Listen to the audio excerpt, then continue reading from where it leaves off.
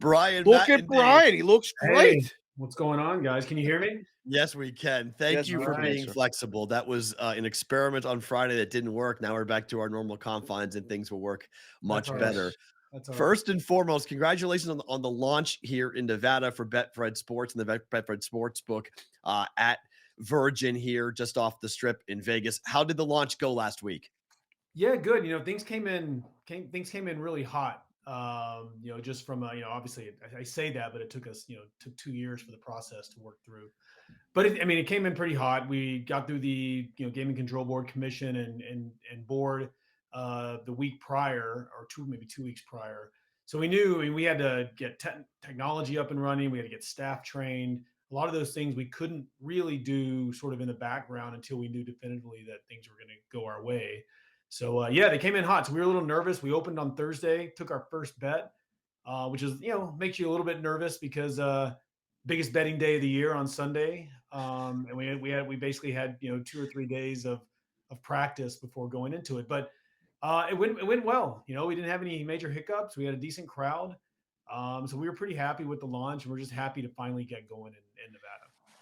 Brian, it's a pleasure to see you. We've only chatted via text and stuff, so good to talk to you. First and foremost, what can someone expect when they come here and come to the location as far as windows, kiosks, things like that? Because I saw pictures of it.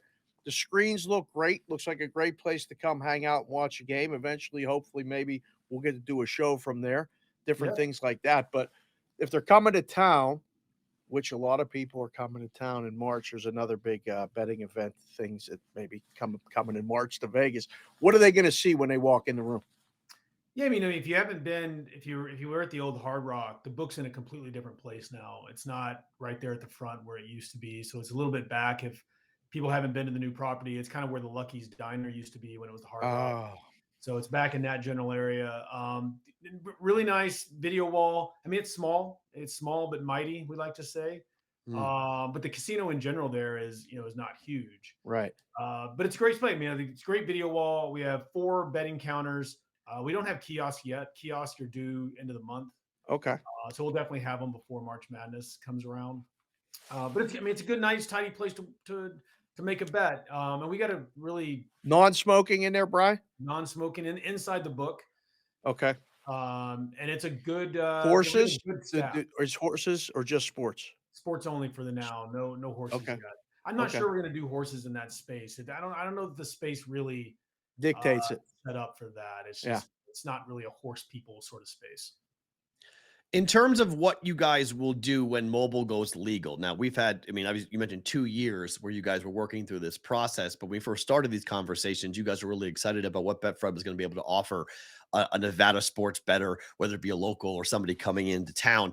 What will be the plan when you guys do go mobile? What will the experience be like online? Yeah, so we're hoping to do mobile in time for football season. So it'll probably be like a summer type project. It's kind of where we're thinking right now. We're going to try to be aggressive. Nevada is a very different mobile market, obviously, Yes. than what's out there in the rest of the U.S. In terms of bonusing and promotions and props and all the different things you can do elsewhere. We want to be aggressive there. We want to have a similar product to what we do, say, in Ohio or Iowa or Colorado, whatever. So it is going to be it is on a different platform. So it's going to be a slightly different product than what you see out in the rest of the US, but we still want to, from a marketing perspective, we want to be aggressive. We want to create a nice betting experience that maybe people in Nevada don't get to experience as much with the current offerings. It's out in the news today. My buddy Meltz tweeted it out about Betfred and IGT working together. Is that is IGT is going to power the stuff as far as that here in Nevada, but not elsewhere? Is that the deal? Yeah, that's the way. Right now we use OpenBet. Do you like it? Uh, it's a loaded question. There's a lot of challenges involved with it. Let's put it that way. Yeah, yes, yes and no. Look, every operator's favorite pastime is complaining about their correct number one. Yes. Right. So it's and the people I know that actually own their own tech, they the grass is not always greener. They spend all their time Right. complaining about their internal tech team. So technology is a True. tough. It's always a tough problem. So look, OpenBet is a good partner of ours. They've kept up with our demand. I think they deliver a quality product. Would I prefer to control my own tech and control my own roadmap? Absolutely, but Yes. that is not that is not available to us here in the U.S. So we work with OpenBet, and they've been a great partner of Is ours. that a major challenge, Bry, as far as having two different under the same company, but like one state's using this and another state's using this? Because that's common. Believe it or not, people may not know that, but that's common among other books as well. You won't be the only ones doing that. Is that a major challenge behind the curtain? Yeah, I mean, we've only been doing it for 5 days. Before that, we Okay. were a 100% open bet shop. So we've only been doing it for a little while. So it does create some challenges. Right now, as retail only in Nevada, it's a manageable challenge because it really only creates a Right. challenge for the trade team. Right. Mm. But then as we get mobile, right, then the marketing teams, customer service teams, Yes. product teams, now everyone's managing two different tech stacks. It's not ideal, but it's a manageable challenge that you mentioned lots of other companies deal with today. Will you guys be aggressive in the bonus market? I know previously that was a thought that coming to Nevada, you guys wanted to shake the market up a little bit and do some different types of things mobilely once it goes legal in the summer. Yeah, I think Nevadans are get the short end of the stick when it comes to all the great bonusing opportunities that the rest of the country gets to take advantage of. You see it in Arizona when we launched in Arizona. You know, we saw a not an insignificant number of accounts with Nevada addresses driving over the state line. I'm sure you guys probably took advantage of that as well. Mine being one of them. Yeah. Yeah. So yeah, I mean we want to be aggressive. We want to create the best betting experience. Now Nevada is a different market. There are a lot more sharps in Nevada. There are a lot more pros in Nevada. A lot of wannabe pros in Nevada. So we got to be Yep. careful as well, right? We don't, bonus abuse is a real thing, and we're constantly putting processes and technology in place to manage through that. Yeah. There's a term for them. I won't use the term right now, but there's a term for those people that use the bonuses to their advantage and get Rhymes with everyone that they doors. know to bring It rhymes with busloads of doors. people. Yes, it does Yes. rhyme with doors. Um, let's turn to the Super Bowl here real quick, Brian. The game flew over. Kansas City won. How did the Super Bowl turn out for BetFred nationally? Because there were a lot of people that bet a lot of props and a lot of success for the people on the props. How'd the game work out for you guys? Yeah, so I'll talk generalities. Obviously, I'm going to talk exact numbers, but I Right. can say that we took 4x the action we took last Super Bowl. Excellent. So it's great, right? We saw a nice big bump, step function increase in our scale. Now we Yep. expected that because we're doing business in a bunch of different markets this year than we did Yep. last. But it was nice to see, right, that step function increase in handle. We got the result we needed. We needed the Chiefs. Right. Uh, could have done without the over and Yeah. all the props hitting that. Took a big bite out of the. So we came in. We came in sort of flat, Break even. break even, which is Yep. fine. We didn't take a beating. I saw another book. I forget who it was, said that it was their single best day. I just find that hard to believe. Well, With they grade the futures in that number, Bryce. So Yeah, when you you know what? when you I grade haven't. the futures into all that kick, then it is their best day ever. Right? I used to tease the bean counters in the book.